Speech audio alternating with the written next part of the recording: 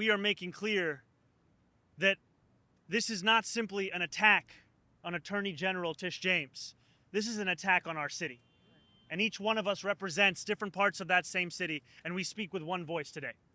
We speak with a voice that recognizes that we are standing in front of the same courthouse where Attorney General Tish James did her job, upholding the law and holding Donald Trump accountable. Trump versus New York was argued in this courthouse. And yet, as it is so clear today, that fight continues outside of this courthouse as we speak. Because what Donald Trump has sought to do with taking over the federal government is to advance his own greed and his own agenda. And we are now watching as in the pursuit of that advancement, he lays waste to our democracy. This is a blatant miscarriage of justice. This is a shameless act of political retribution.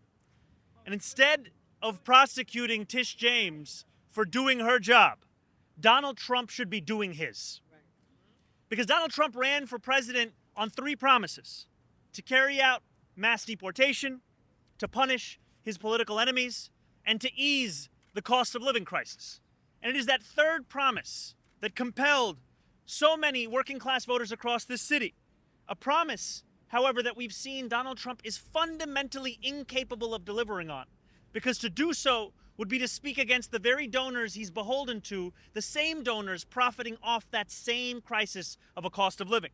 And so what he has done instead is focus all his time and energy on punishment and cruelty, carrying out mass deportation just here at 26 Federal Plaza for so many New Yorkers going for a routine immigration check-in, and punishing his political enemies.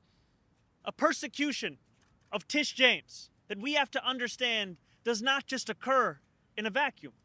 It occurs within a context of the weaponization of our justice system, an attack on our democracy, and the result of a broken political system that empowers lawless billionaires to rule alongside corrupt politicians, all at the expense of working class Americans across this country.